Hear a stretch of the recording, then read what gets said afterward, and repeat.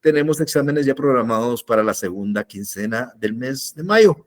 Eso nos da la pauta que tenemos esta semana para dar clases, la otra y probablemente una de las siguientes. O sea que estamos hablando de 5 clases, incluyendo la presente. Y en 5 clases yo tengo que hablar de la prueba y tengo que hablar de cada uno de los 7 medios de prueba. Antes lo hacía un medio de prueba por clase, hoy voy a tener que utilizar una clase para hablar de 2 medios de prueba por lo menos para que estemos concluyendo. De tal manera que el día jueves yo voy a estar tratando de conectarme a la hora puntual, a las menos cuarto, y tratar determinando si es necesario a la hora puntual, que sería las 5:15. El tema que el día de hoy vamos a abordar es el tema de la prueba civil en el proceso. Muchas veces, para la saciedad, he hablado con ustedes diciéndoles que es la parte más importante del proceso, es demostrarle al juez lo que nosotros hemos afirmado en la demanda o en nuestra contestación. Si yo hago una demanda pidiendo algo en particular, tengo que demostrarle al juez, porque es la única forma en que el juez me dé la razón. Entonces, la prueba es la parte medular. Ustedes pueden hacer una demanda preciosa, la pueden hacer en un papel de lino, con una computadora láser, con un tipo de letra preciosa, y la demanda tiene una visión, pero tremenda, bonita, pero si al final ustedes no prueban, pues esa demanda se va a declarar sin lugar. Ahora, ¿cómo vamos a entender esa teoría de la prueba? El día de hoy voy a explicar en términos generales esa teoría de la prueba. Y quiero decirles de que hay un autor uruguayo, Eduardo Couture, en su libro que se llama Elementos del Derecho Procesal, donde nos dice que para entender la teoría de la prueba es importante nos respondamos 5 preguntas. Una pregunta es, ¿qué es la prueba civil? La otra es, ¿cuáles son los medios de prueba? La otra es, ¿qué se prueba? Otra es, ¿cómo se prueba? Y la última es, ¿qué valor tiene esa prueba? Entonces, yo tengo que contarles a ustedes primero qué es la prueba, luego voy a hablar de cada uno de los medios de prueba, luego les voy a decir qué es lo que hay que probar dentro del proceso en términos muy generales, luego voy a explicarles cómo se ingresa válidamente una prueba al proceso y por último, pues qué valor tiene cada uno de esos medios de prueba. Esto, claro, es sin perjuicio que a partir del jueves yo ya voy a hablar individualmente de cada medio de prueba y también les voy a explicar dentro de cada medio de prueba algunos aspectos de estos que vamos a abordar el día de hoy.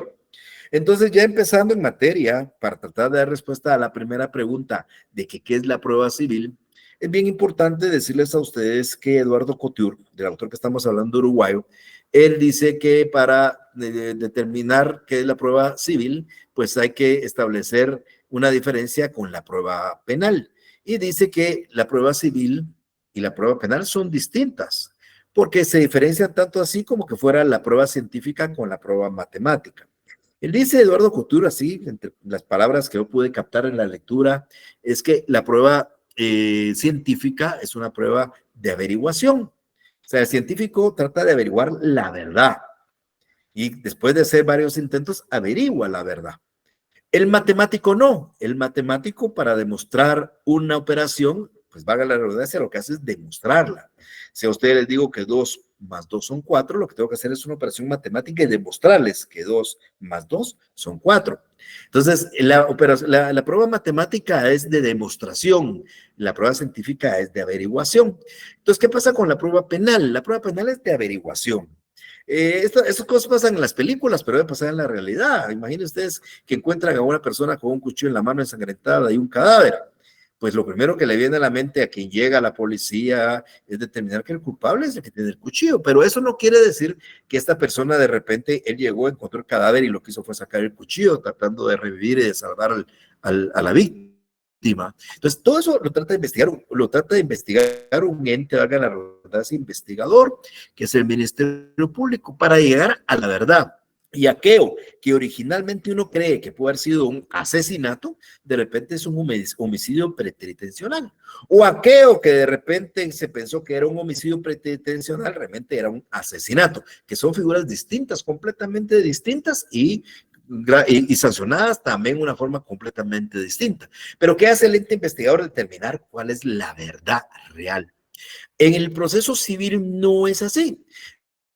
En el proceso civil, nosotros vamos a llegar con el juez a presentarle en nuestra demanda y a afirmar hechos. Señor juez, vamos a poner el ejemplo del divorcio, que siempre lo pongo porque ustedes están muy familiarizados con el tema del matrimonio y el divorcio, o se van a familiarizar. Entonces llega alguien y le dice al juez, señor juez, hablemos de la unión de hecho para cambiar el tema.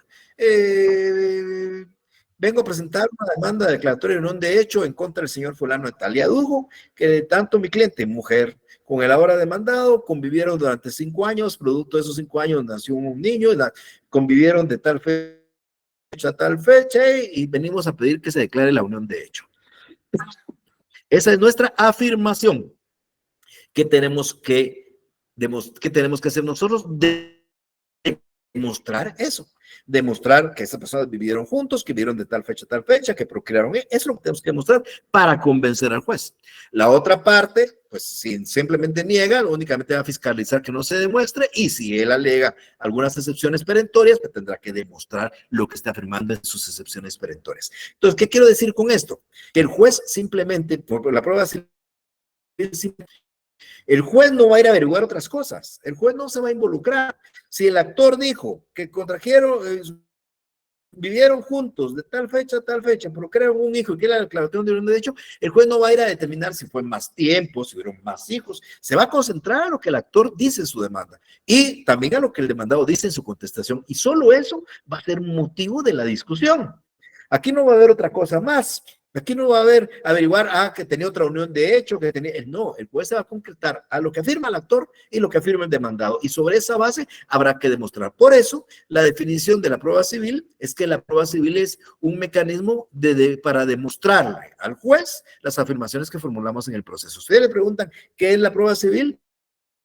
Es el mecanismo que nosotros formulamos en el proceso. Entonces, usted afirma algo, su obligación es demostrarlo. Para eso es la prueba civil, una prueba demostrativa, similar a la prueba matemática. Ahora, me decía alguna vez un estudiante, mire, licenciado, ¿y cómo se prueba una infidelidad? ¿O cómo se prueba la unión de hecho para no hablar de la infidelidad? Entonces, ¿cómo probar la unión de hecho? Es decir, ¿yo cómo voy a probar la unión de hecho? Ya que estamos hablando de la unión de hecho. No hay un manual que diga, si usted quiere probar la unión de hecho, tiene que usar esta prueba. No, no la hay. La ley a nosotros nos dice que hay medios de prueba distintos, 7 medios de prueba, dice el Código Civil, con los cuales nosotros podemos llegar al convencimiento del juez. Ahora, estos medios de prueba los agrupa la doctrina en 3 grupos. El primer medio de prueba que la doctrina recoge, tal vez importante porque es el único medio de prueba por percepción, es aquel donde el juez él mismo va a constatar los hechos que estamos aduciendo. Yo les ponía de ejemplo porque cuando estaba dando la primera clase estaba lloviendo aguaceros aquí donde yo vivo. Le decía a ellos, miren, si alguien me pregunta, yo digo, y me pregunta si está lloviendo y le quiero mostrar al juez que está lloviendo, lo traigo al juez ahorita para que vea que está lloviendo y el juez va a constatar que está lloviendo. Si yo a un juez le digo, mire, señor juez, es que se alteraron los linderos y lo hago llegar al inmueble para que vea que está la alteración porque movieron los setos, movieron las cercas, el juez va a constatarlo. Ese es un medio de prueba directo por percepción, porque el juez constata él mismo el hecho que queremos que él constate. Casi nunca tenemos esa posibilidad porque los hechos a veces la mayoría de hechos son pasados. Es decir, muchos de ustedes tienen entre 20 y 25 años de edad actualmente. Y la pregunta aquí es, ¿cómo hago yo cómo podemos hacer nosotros para determinar la edad de ustedes? Pues el juez llega y los mira, no vas a saber la edad, ese no es un medio de prueba directo. El señor juez vaya a ver para que vea usted que ese señor tiene 20 años. No, yo conozco amigos míos que tienen 60 años y parecen de 80. Y tengo amigos míos que parecen de 30. O sea, eso no le da la pauta, pero sí podríamos nosotros, por ejemplo, tener de un medio de prueba indirecto por representación. ¿Cuál es el medio de prueba indirecto por representación? Aquel donde al juez un hecho pasado se presente por personas o por documentos. Por personas como, por ejemplo, un testigo que sepa cuándo nació la persona, ahí estuvo la madrina, el tío, estuvo el día del parto, sabe cuándo nació y puede decir cuándo nació. O la misma confesión de la persona que diga, mire, yo nací en tal fecha. O el documento, la certificación de la partida de nacimiento. Esos son hechos pasados que se le representan en el presente. Por eso se llaman indirectos, porque el juez no es un directo, es indirecto por representación.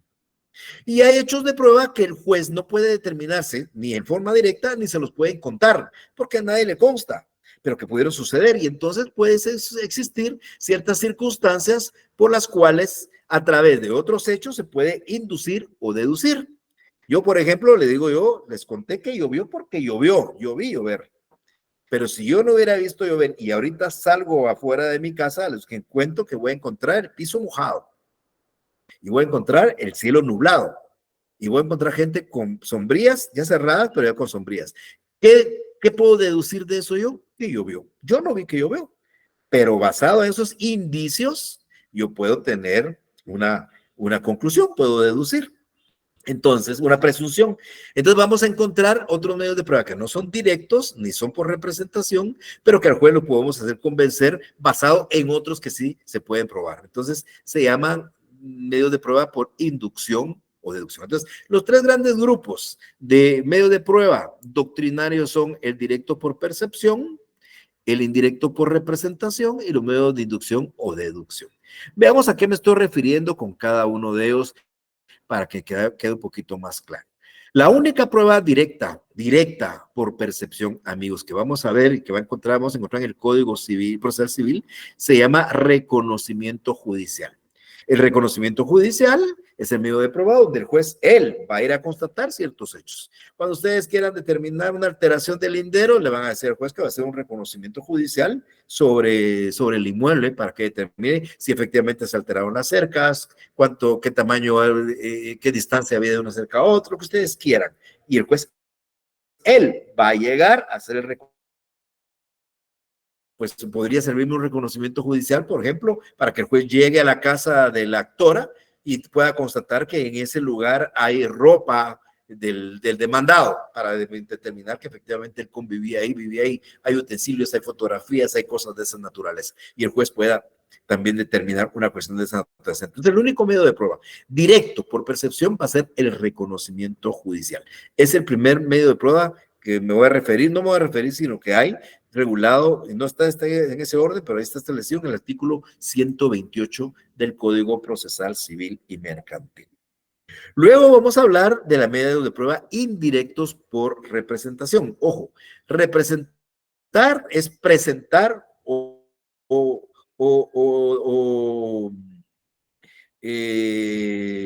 sí, representar lo que pasó en el pasado en el presente. ¿Qué pasó ayer? Bueno, yo no sé si ustedes, al final de cuentas, vamos a ver de qué podemos hablar. Bueno, una cosa muy famosa en este momento que ustedes saben, la entrega de la autopista Palín-Escuintla. Esos que tanto se ha estado mencionando. Yo soy el juez y a mí me va a contar. Alguien que estuvo hoy a las 12 de la noche de hoy en la madrugada ahí, me puede venir a contar qué fue lo que pasó. Un hecho que pasó hace más de 12 horas, pero alguien me puede venir a contar ahí. O un hecho que pasó hace 20 años. O sea, no, hace 25 años el nacimiento de ustedes. Entonces, es un hecho pasado representado en el presente. ¿Quién puede representar hechos pasados en el presente? Primero, las personas vinculadas al proceso. Si yo al demandado le digo, diga si es cierto que usted es infiel, o diga si es cierto que usted tenía un amante en el año 2005, y me dice sí, y al juez se le representa una cosa que pasó en el 2005. Diga si es cierto que usted ocupa un inmueble a partir de tal fecha, al juez un hecho pasado, se le representa en el presente cuando confiesa la otra parte. Entonces, es una prueba por representación la declaración de parte. Yo busco a través de la declaración de parte que la otra parte confiese un hecho que yo quiero que el juez sepa. ¿Ok? Se le representa un hecho pasado en el presente a través de las partes en el proceso. Por eso se llama declaración de parte, segundo medio de prueba. Luego puede ser que no sea una persona vinculada al proceso. El nacimiento de usted consta a su mamá, a su papá, a sus tíos, a sus padrinos, a cualquiera de esa época, de hace 20 años le puedo preguntar yo, mire, y cuéntenos cómo del nacimiento de fulano, pues mire, estaba en el hospital, era la niña más linda del hospital. Bueno, ¿cuántos niños había? Pues era la única, pero era la más linda. Bueno, así es, la familia hubiera uno lo más lindo, hace uno es el más precioso. Y mire, era cachetoncito, y era gordito, y era de ojos celestes, pero de pronto lo cambiaron.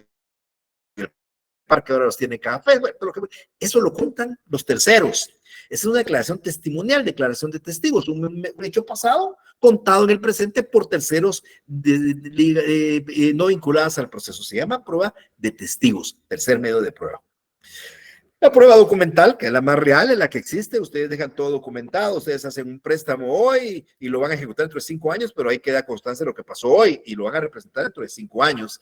Un nacimiento está en una certificación, un acta de matrimonio queda un hecho que pasó hace 1 año, hace 24 horas, hace 15 días, hace 15 años, se va a representar a través de la prueba documental, de cuarto medio de prueba, los documentos. Hablé de reconocimiento judicial común y como declaración de prueba de documentos. O inclusive una prueba nuevísima en el código, que es la prueba de medios científicos de prueba. Pudiera ser, un medio científico nos permite a nosotros determinar la edad de algo. Entonces, los medios científicos es una prueba abierta que permite que el juez utilice cualquier método que la ciencia haya alcanzado para determinarlo. Pero bien, ya regresando a eso, unos temas tratándolos de explicar. Entonces, cuando es vinculadas al proceso, hablamos de la declaración de parte. La declaración de parte, yo lo que estoy buscando es que la persona confiese. La declaración de parte la pido yo en contra de mi contraparte, ¿eh? No la pido yo para declarar yo. O sea, nunca tomen, pido mi declaración de parte. Yo voy a ir a declarar o no. La declaración la pide la contraparte. Entonces, yo quiero la declaración del demandado y el demandado quiere la declaración del actor. Entonces, ¿para qué? Porque pretendemos que confiese algo. Como están bajo juramento, entonces aparentemente va a decir la verdad. Entonces, quiero que confiese. Esa es una prueba indirecta por representación a través de personas, la declaración de parte. El segundo medio de prueba que había mencionado. Y el tercero, la prueba de testigos, personas que están no vinculadas al proceso, pero pueden conocer de los hechos y por ende pueden ir con el juez y declararle al juez lo que vieron, lo que oyeron, lo que ellos pueden saber sobre los hechos. El juez le cuenta un hecho pasado en el presente. Mire, señor juez, diga si es cierto que le consta a usted la unión de hechos. Mire, a mí me consta que ellos vivían juntos. Yo pasé 3 navidades con ellos, tenía su casita, vivían en tal lugar. Yo siempre creí que eran casados. Eso lo cuenta el testigo. Le está contando al juez una unión de hecho. Entonces, es una declaración a través de personas no vinculadas al proceso, se llama declaración testimonial. Esa es la tercera. Un cuarto medio de prueba, la prueba documental, es una prueba importantísima. Quiero decirles que el único medio de prueba preconstituido. Todos los medios de prueba que vamos a analizar aquí se desarrollan en el juicio. Una declaración de parte hay que pedirle en la fase de prueba y el juez va a citar a la parte, va a preguntarle, testigos igual, medios científicos igual, reconocimiento judicial igual, pero la prueba de documentos no. La prueba de documentos ya existe, yo no voy a crear documentos nuevos. Yo voy a mi demanda porque tengo una carta donde el demandado reconoce que vivía con mi cliente, tengo una certificación donde el demandado reconoció a un hijo durante la unión de hecho, tengo un documento donde le mandaba cartas de amor a mi cliente y confesaba de cierta forma ese vínculo de unión de hecho. Esos documentos ya existen, eso no los voy a crear después, son el único medio de prueba preexistente, la prueba documental, y por ende, voy a explicar en unos minutos, esa prueba es la única que yo estoy obligado a acompañar a la demanda e individualizar en la demanda, pero voy a explicarlo ya en unos minutos. Y por último, en esos medios de prueba por representación indirectos, pues los medios científicos de prueba. Como yo les digo, son medios científicos de prueba. Aquí estoy poniendo inclusive una grabadora, pero el código cuando habla de grabaciones, habla de fonemas, habla de equipos de esa época, no habla de un CD ni de un USB, esas cosas no, pero sí deja abierta porque dice cualquier otro medio que el juez pueda utilizar. Entonces podemos utilizar una USB, aquí estoy presentando una fotografía, una radiografía, son medios científicos de prueba para probar algunos hechos. Esos son medios de prueba indirectos por representación. Y los medios de prueba por inducción o deducción es los que se aplican cuando no hay medios de prueba directos o indirectos. O sea, yo no cuento, no me sirve para probar algo, una huella dactilar. Encontramos ahí, puse una huella dactilar o una firma. ¿Cómo determinar si la firma la puso A y B si no va a confesar o no confiesa, no hay testigos? Entonces, yo llamo a personas expertas que tampoco les consta, pero con su conocimiento ellos pueden deducir que se hizo de una forma, se hizo de otra, la puso alguien. Entonces, esos son medios de prueba por inducción o deducción. Aquí incluimos tanto la prueba de dictamen de expertos como las presunciones legales y humanas. De esos vamos a estar hablando nosotros, por supuesto, oportunamente.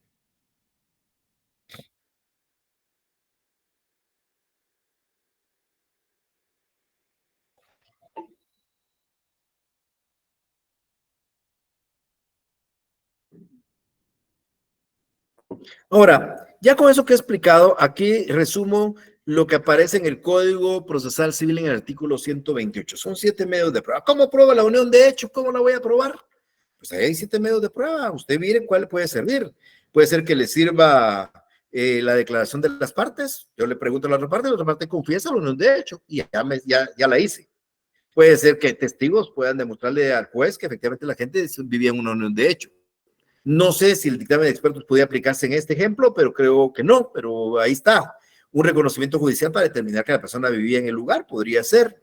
Documentos, ya les dije, cartas de amor, cartas de reconocimiento, certificados de reconocimiento de hijos, no sé, tantas cosas que pueden haber. El medio científico de prueba, ¿no? Y las presunciones también. Después de que el juez ve que hay 2 hijos que fueron reconocidos por el padre en una fecha y en otra, puede presumir que vivieron juntos. Entonces también las presunciones legales y humanas podrían ser motivo de la probanza. Ahora, yendo a la siguiente pregunta, ¿cómo se prueba? Mire, pues el proceso civil es muy ordenado. El proceso civil requiere de ciertos requisitos y de formalismos. Me preguntaba un alumno en la otra sección, mire, ¿y usted qué propone, Lica, a la hora de la prueba? ¿Habrá que esconder la prueba? No puedo esconder la prueba. O sea, yo no puedo esconder la prueba. Ah, yo tengo este documento y ese documento va a probar todo y no lo voy a enseñar, sino hasta que cuando vayan a dictar sentencia, prohibido. Si yo la llevo cuando vayan a dictar sentencia, no me lo van a aceptar. La prueba tiene que ser muy abierta y muy libre en el sentido, pues, de que yo tengo que presentarle al juez e indicarle al juez qué medio de prueba yo voy a utilizar para probar mis afirmaciones, para demostrar mis afirmaciones. Entonces, todo medio de prueba, amigas y amigos, para que sea legal, para que el juez le dé un valor al momento de dictar la sentencia, tiene que pasar 3 etapas. Un ofrecimiento, una proposición y un diligenciamiento. Si una prueba no se ofrece, no lo podemos proponer y el juez tampoco la va a diligenciar. O sea, si yo le pido al juez una prueba en la fase de prueba, pero no la ofrecí, el juez me la va a rechazar.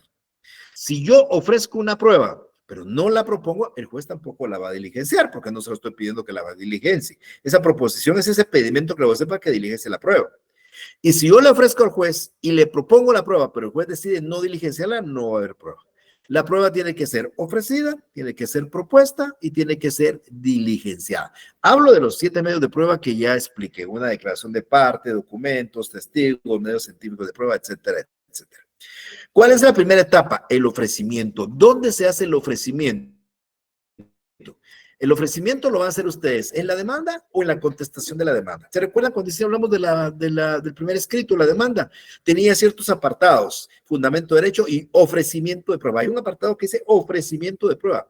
Ese apartado es obligatorio de la prueba que ustedes van a querer pedirle al juez ya en la fase de prueba. En su demanda ustedes ofrecen prueba y en su contestación de demanda ustedes ofrecen prueba. Lo que sí es cierto, esto es bien importante resaltar, es que cuando ofrecen prueba puede ser muy genérico. ¿A qué me quiero referir? Si ustedes ofrecen declaración de partes o le ponen ofrezco la declaración de la parte, de la otra parte o de la declaración de partes del demandado, señor fulano y tal. Pero ¿cuál es el requisito para que se haga a cabo esa declaración? Pues habría que acompañar una plica, pregunta. Eso no es necesario ahorita en la demanda. Solo hay que anunciar al juez que eso lo van a pedir ustedes en la fase de prueba. Declaración de testigos, pongo solo declaración de testigos, no tengo por qué indicar quiénes son mis testigos ni acompañar un interrogatorio. Eso lo voy a hacer cuando ya esté en la fase de prueba. Lo único que la ley me exige de los 7 medios de prueba que yo sí debo acompañar, y no solo el original, sino copias para las partes contrarias, son la prueba de documentos, porque esa prueba es existente. Yo tengo que acompañar, si son 3 certificaciones, tengo que acompañar las 3 certificaciones. Si tengo 3 cartas de amor, las 3 cartas de amor. Si tengo otra cosa, pues esa. Entonces yo ya acompaño 7 pruebas documentales, las acompaño y las individualizo. Pongo documentos consistentes en 1 tal cosa, 2 tal otra, 3 tal. Tengo que individualizar porque esa prueba ya existe. Si yo, por ejemplo, llevo 7 medios de prueba y a la hora de pedir pido 8, hay uno que no ofrecí y ese el juez no me lo va a acceder. Ahora, si yo llevo 7 medios de prueba, ofrezco 7 pruebas documentales y al final solo le pido al juez una, pues no hay ningún problema, porque si esa una fue de las que ofrecí, me la va a aceptar. Las otras, pues ya no van a ser prueba, porque simplemente van a ser papeles que se van a acumular en el proceso, porque yo las ofrecí, pero ya no las propuse. Entonces, este ofrecimiento de la prueba se hace en la demanda o en la contestación. Luego tenemos la etapa de proposición de la prueba. La etapa de proposición es el pedimento que le hacemos nosotros al juez ya en la fase de prueba para que proceda a diligenciar aquel medio de prueba ofrecido. Yo le ofrecí la declaración de parte del juez en la demanda y ahora que estamos en la fase de prueba, en los 30 días, yo presento un memorial y le digo, señor juez, quiero que se realice, diligencia la declaración de la parte demandada. Y entonces la ley me exige que tengo que, en ese escrito, tengo que acompañar un sobre cerrado, dentro del sobre un contenido de pregunta identificada, la acompaño ahí, la presento, y si yo cumplo con ese requisito y estamos en la fase de prueba, el juez va a citar a la otra parte a que preste declaración de parte. Tiene que hacerlo con cierta anticipación que dice la ley, todo es forma individual, y ese día que llegue, pues que lo haga. Si yo lo que quiero es una declaración de testigos, pues yo ya dije que quería unos testigos. Ahora que estamos en la fase de prueba, presento un escrito, indico el nombre de los testigos, la dirección de los testigos y acompaño el interrogatorio de los testigos. Si yo quiero un reconocimiento judicial que también yo ofrecí en términos generales, hoy presento un memorial y le pido pues, un reconocimiento judicial sobre tal inmueble, sobre tal cosa, sobre tal bien, sobre tal persona, sobre estos puntos para que el juez lo haga. Si yo ofrecí documentos que acompañé mi demanda y los quiero, hoy le presento un escrito en la fase de prueba y le pido al juez que tenga como prueba esos documentos, todos o algunos de ellos, pero no más de ellos. Esa es una etapa de proposición. Nos corresponde a nosotros como parte pedírselo al juez en la fase de prueba. Y por último, está la actividad que desarrolla el juez. Si una prueba la ofrecimos y la pedimos y el juez estima que es una prueba idónea para desarrollar, entonces el juez va a proceder a su diligenciamiento. ¿Qué va a hacer el juez cuando yo ya le presente el memorial acompañándole una plica? Va a señalar día y hora, va a citar a la persona, va a estar el día de la audiencia, lo va a juramentar, va a abrir la plica, va a calificar las preguntas, va a dirigir el interrogatorio, va a redactar el acta, la va a suscribir y ya va a tener la prueba de declaración de parte terminada. Si es declaración de testigos, presentado el memorial por los testigos, los va a juramentar, el acta, la va a incorporar al proceso y va a diligenciar.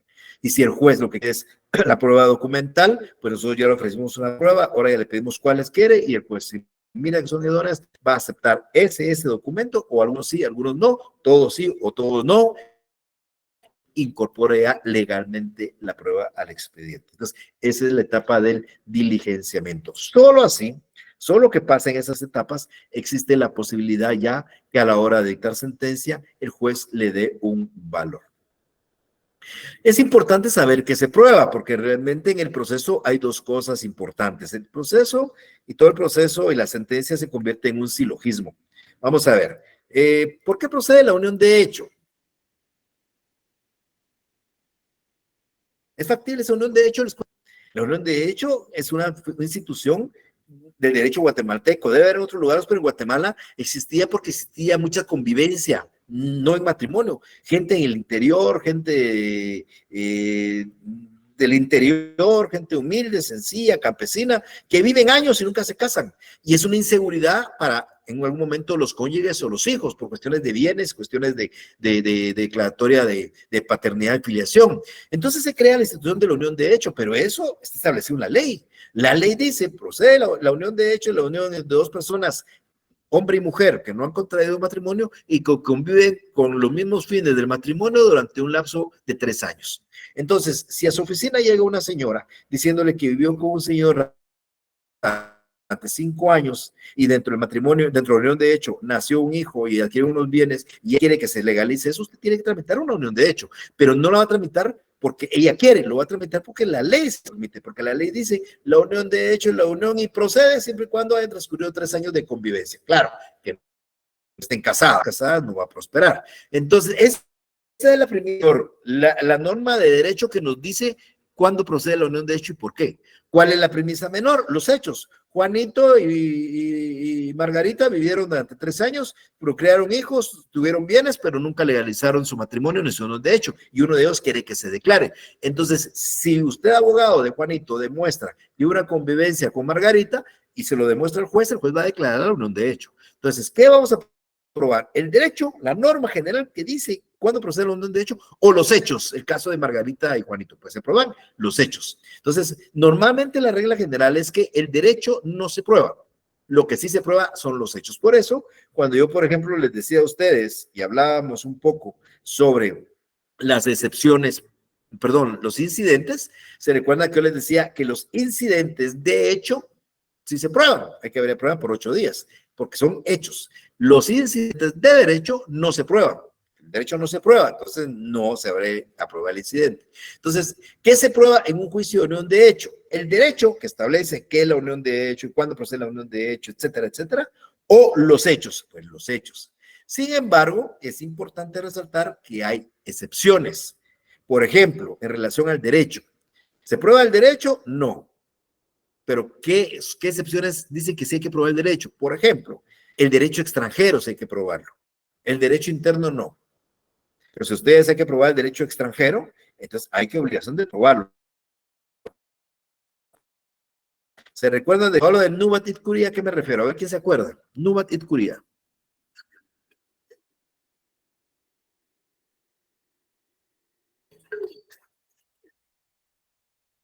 Bueno, excepción de arraigo. Excepción previa que procede cuando el actor es extranjero. No, perdón, no me diga, me confundí, perdón, ahí es, para que no, es el judicatum solvi, excepción de arraigo. La excepción de arraigo procede cuando el actor es extranjero, que no va a proceder la excepción si el extranjero demuestra que en su país de origen no se le exige lo mismo a los guatemaltecos. Entonces, ¿qué tiene que hacer el extranjero? Probar su derecho extranjero aquí en Guatemala. Entonces, probarlo. ¿Qué otra excepción hay a que el derecho no se prueba? Bueno, hay que probar la... Si en un proceso civil se va a utilizar la costumbre como fuente del derecho, hay que probar la costumbre. Entonces, aquí habría una excepción. El derecho no se prueba, pero cuando la costumbre se utiliza como fuente del derecho en un proceso, hay que probar la costumbre. Y hay un ejemplo más que alega y dice Eduardo Couture en relación a esto, que dice que también hay procesos. Si en un proceso alguien dice no es vigente, y la otra parte dice, no, señor juez, si es vigente, entonces habrá que demostrar si es o no es vigente. Entonces, eso no se prueba, ¿ok? Salvo un par de excepciones como las que acabo de mencionar, la costumbre con fuente del derecho, el derecho extranjero y la existencia o inexistencia de leyes.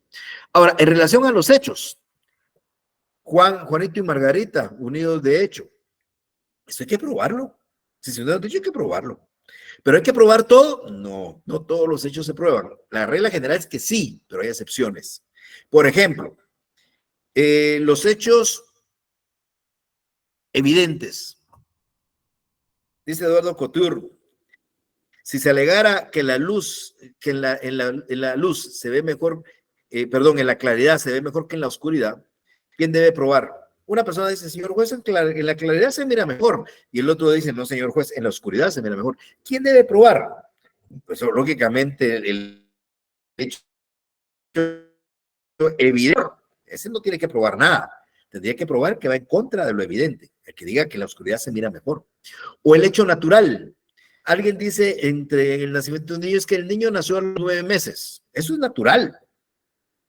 Y si alguien dice no es que nació a los 11 meses, eso no es natural. ¿Quién debe probar los hechos? Los que vayan en contra de lo natural. El que alee un hecho natural no tiene nada que probar. O sea, los hechos sí hay que probarlos, pero los hechos naturales no. Un nacimiento en 9 meses no hay que probarlo. Que la claridad se vea mejor que en la oscuridad no hay que probarlo. Los hechos notorios, que lo conoce una colectividad. A nosotros nos enseñaron, amigas y amigos, que la independencia de 1921. Nadie de nosotros vivió en esa época, lo hemos leído en los libros. Ese es un hecho notorio. Si alguien dijera que el 15 de septiembre de 1821 fue la independencia de Guatemala, no tiene que probarlo. Claro, si alguien dijera que fue el 16, el 17 o fue en otro año, sí tendría que probarlo, pero el hecho notorio no se prueba. El hecho presumido por la ley. La ley dice, por ejemplo, el padre con quien la madre esté casada. Entonces, dentro de un matrimonio, la madre no tiene que probar que el hijo que tiene su vientre o que ha procreado es hijo de su esposo. No, es un hecho. Entonces, todos los hechos se van a probar, pero no hay que probar hechos presumidos por la ley, no hay que probar hechos evidentes, hechos naturales, hechos notorios o hechos no controvertidos. Si dentro del proceso yo digo, mire, contraje matrimonio en tal parte, dice, sí, contraje matrimonio en esa fecha, eso ya no hay que probarlo, porque ya no es un hecho controvertido. Pero bien, aquí lo importante es que tengamos en mente, el derecho no se prueba, salvo en algunas excepciones. Los hechos, excepciones.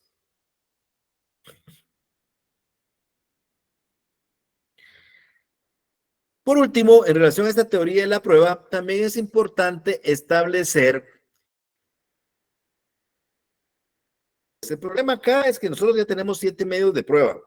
Y la pregunta aquí es, ¿qué valor tiene? Bueno, si alguien confiesa, tiene lo mismo valor que lo que el juez determine con una declaración de testigos. Vamos a ponernos en yo confieso que fui infiel. Y los testigos declaran que yo no fui infiel. ¿A quién le va a dar más valor el juez?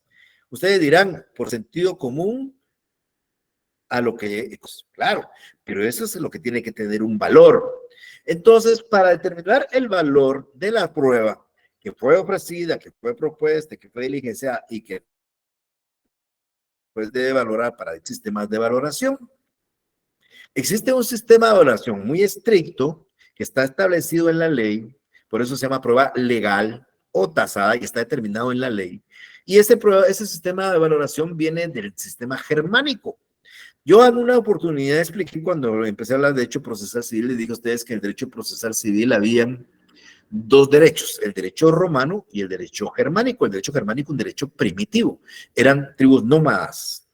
El derecho romano no era una cuestión más importante. El juez romano resolvía en nombre del pueblo de Roma y se daba un verdadero juicio, donde se sometía, había un juez, el juez decidía y habían apelaciones, se conocía el pretor o el emperador. Bueno, pero el derecho de los pueblos nómadas primitivos era un derecho que se basaba en la divinidad, lo que Dios decía.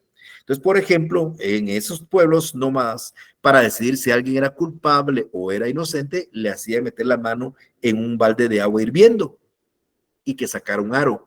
Si la persona que metía la mano gritaba, era porque era voluntad divina y entonces era culpable. Pero si metía la mano o sacaba el aro y no gritaba, por voluntad divina, era porque era inocente. Aquí no habían apelaciones, porque el juez tenía que creer en esa decisión divina. Inclusive leía yo en un libro de la época en que la iglesia predominaba mucho, que la iglesia juzgaba de la misma manera. ¿Qué hacía la iglesia para juzgar a alguien? Pues lo sometía a una prueba similar, divina. Entonces, por ejemplo, si alguien para declararlo culpable o inocente, lo hacían poner las manos en estado de crucifixión durante el tiempo que duraba una misa, que no eran 45 una hora como ahora, duraban 2-3 horas. Si la persona en ese tiempo bajaba los brazos, era culpable, pero si no los bajaba, era inocente. Y la Biblia, por ejemplo, hay un pasaje de la Biblia, yo no me recuerdo en este momento de los personajes de la Biblia, pero es la historia de una doncella que 2 ancianos la ven en un jardín y la denuncian como prostituta. Cuando no lo era, la relación de 2 ancianos se tenía por cierto, lo que decían los 2 ancianos era cierto, y entonces la condenan. Entonces, esos sistemas de valoración están establecidos, entonces el juez no razona, el juez ya no tiene nada que razonar porque la ley dice que eso vale. Entonces, en el Código Procesal Civil y Mercantil tenemos 2 medios de prueba que se valoran conforme a la prueba legal o tasada. Uno es la prueba de documentos públicos, que dice la ley, ahí lo vamos a ver cuando hablemos de documentos, dice, el documento público produce plena prueba. léase un testimonio de escritura pública, léase la certificación de una partida, lea un documento público autorizado por un empleado o funcionario público, lo que dice el documento se tiene por cierto. El juez no puede decir, este documento como lo hizo fulano y ese está acusado por la lista, no sé cómo se llama la lista de los Estados Unidos, entonces ese no le tengo, no, el juez tiene que creer el documento público, salvo que la otra parte lo impugne de nulidad o de falsedad, pero el juez tiene que creer, porque la ley dice que ese documento produce plena prueba. Y otra de las pruebas que produce plena prueba, basado en la prueba legal o tasada, es la declaración de parte cuando se confiesa. Una persona que confiesa, pues tiene que creer en esa confesión. Entonces, le da más valor a la prueba legal porque la ley dice la confesión prestada judicialmente produce plena prueba. Ahí está una prueba legal o tasada. Ese es un extremo. A eso se refiere la prueba legal o tasada. Está establecida en la ley. La ley dice que el juez debe de creer en ese documento o de falsedad. Entonces la ley le da el valor en los documentos públicos, pero también en la confesión que surge de la declaración de parte. Ese es un extremo. El otro extremo de la moneda en relación al sistema de evaluación es la libre convicción. Y la libre convicción no es ni más que exactamente eso, una libre convicción. Vamos a ver, ¿quién de ustedes está convencido de tal cosa? Si con ustedes llega alguien y somete un problema, depende cómo hablen y cómo expongan, lo convencen a ustedes. ¿Cómo hacen el derecho anglosajón? Ustedes que han visto juicios del derecho norteamericano. De hecho, norteamericano hay un juez que es el que preside, que guía, le permite una pregunta, una protesta, todo lo permite. Las partes proponen testigos, proponen pruebas, proponen todo. Y hay 11 jurados. El jurado que está viendo toda la prueba. ¿Y qué es lo que busca cuando al terminar la acción para que el jurado piense en esto? Y lo que es creándole una convicción. Usted, jurado, está convencido que eres culpable por esto, esto y esto y esto. Entonces el jurado hace una convicción interna.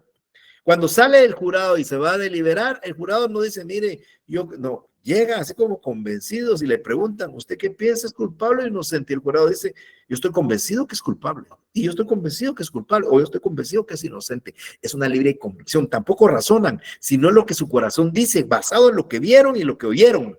Así deciden. Ese sistema no existe en nuestro país. O sea, libre convicción no lo vamos a encontrar como sistema de valoración en nuestro país, pero sí aparece. Lo he puesto como extremos. Uno que está establecido en la ley, que el juez no razona, y el otro en que tampoco el juez razona porque su convicción lo hace conforme a lo que su convencimiento. ¿Ok? El sistema que nuestro país utiliza como norma general es el sistema de la sana crítica. El penal le llaman sana crítica razonada, que está de más razonar, porque la sana crítica, la característica es que el juez, cuando valora una prueba, tiene que razonar, porque él cree que prueba esto, prueba lo otro. Cuando dice, bueno, y del análisis del reconocimiento judicial practicado, el juez llega a la convicción y a la conclusión de que con eso quedó probado esto, esto y esto y esto, y el juez razona porque él está dando un valor a la prueba.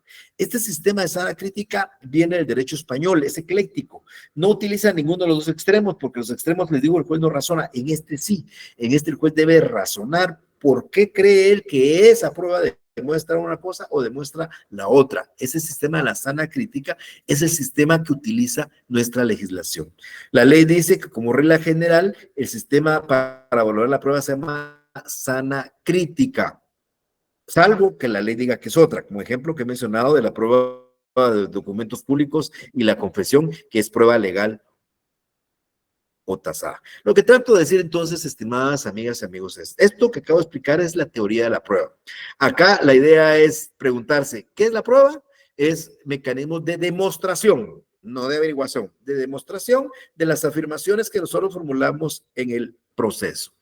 ¿Qué medios de prueba vamos a contar? Pues el Código Procesal Civil dice 7 medios de prueba: declaración de parte, declaración de testigos, medios científicos de prueba, documentos, presunciones legales y humanas.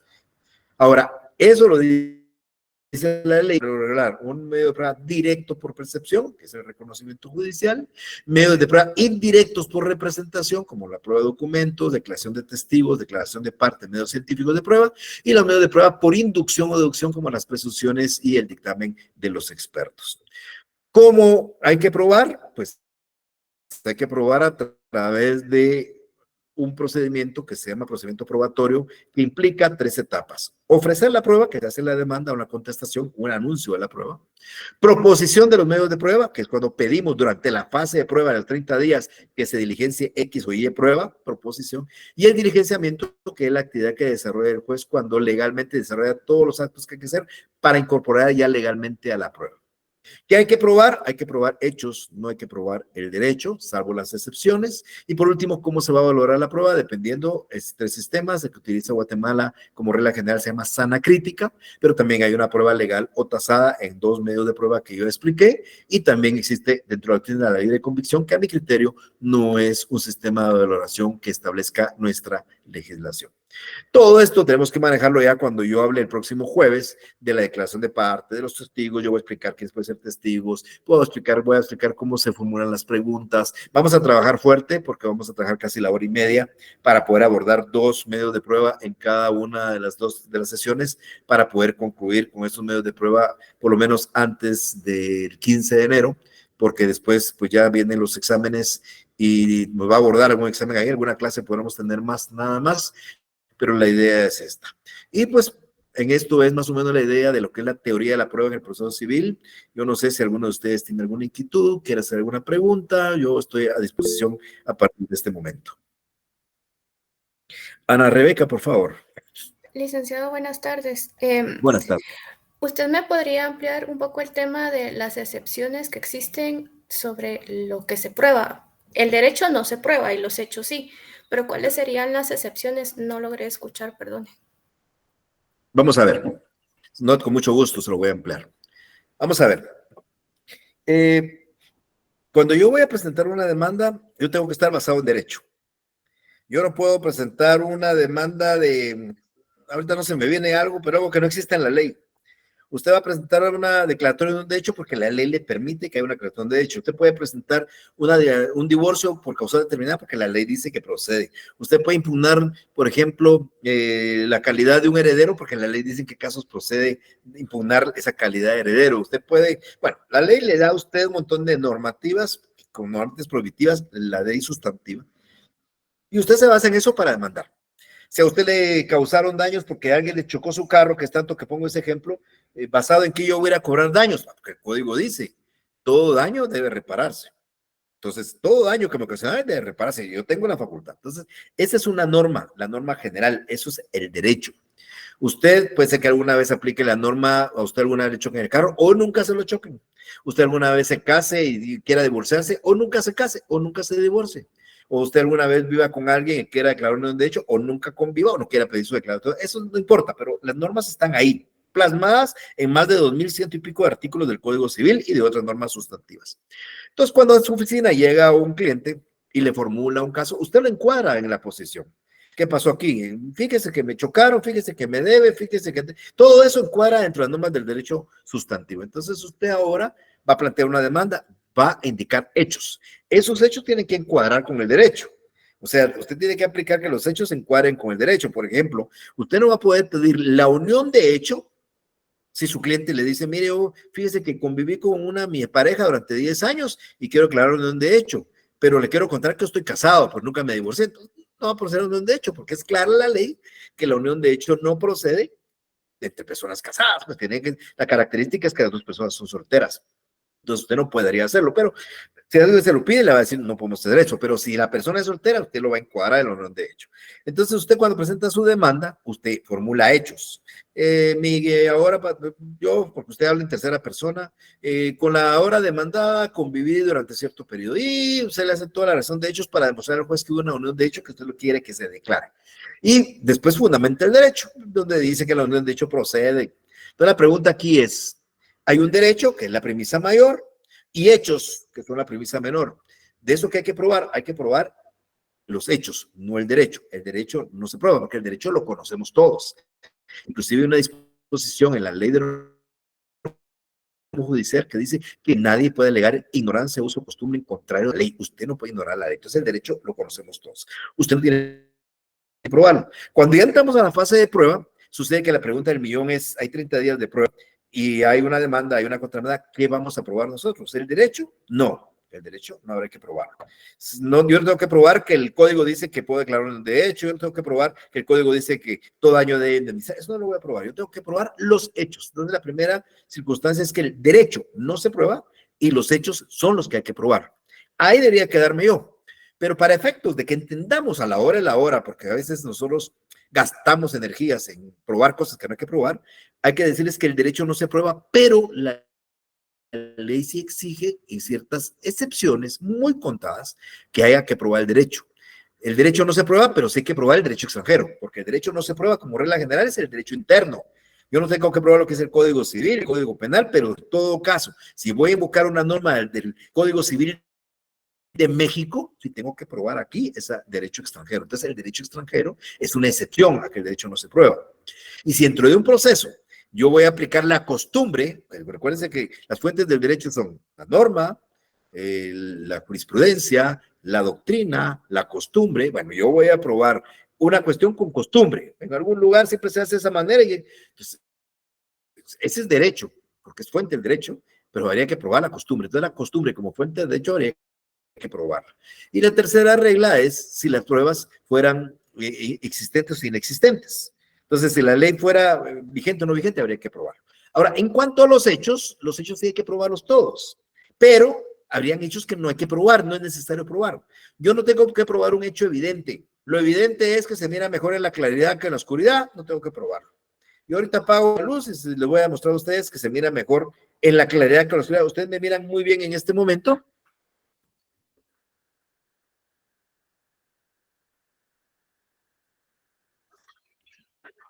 Y en este momento ya no me miran igual. Entonces, se mira mejor en la claridad, y si la discusión fuera eso, el hecho evidente es que se mira mejor en la claridad que en la oscuridad.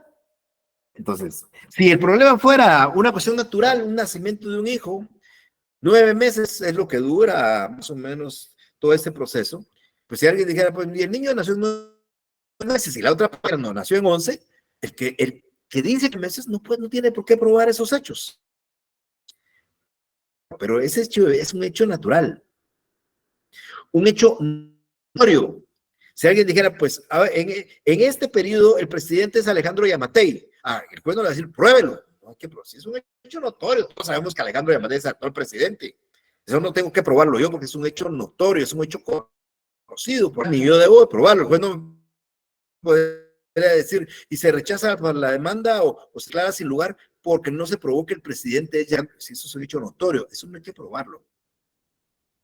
Entonces, un hecho notorio, un hecho evidente, un hecho natural, un hecho presumido por la ley tiene muchas presunciones. Pónganlo ustedes, busquen la palabra no presunción en general, sino presumido, presunción, y le encontrarán todas las presunciones que dice el Código Civil, presunciones legales, eso no hay que probarlo. No sé si queda más o menos claro. Sí, licenciado, gracias. Vayan, Rebeca. Ok, bueno, entonces estamos en eso. Vamos a dejarlo acá. Me adelanté unos 15 minutos, pero no quiero adelantarme a la otra sección, que nos costó un poquito más avanzar. El jueves vamos a estar hablando de los primeros 2 medios de prueba en forma directa. Voy a explicarles ya cada uno de ellos, y ahí el martes otros 2, y el otro jueves otros 2, para tratar de concluir antes del tiempo. Así que tengan una feliz tarde, con permiso. Nos vemos el jueves. Muchas gracias, licenciado. Pase buena tarde. Feliz tarde.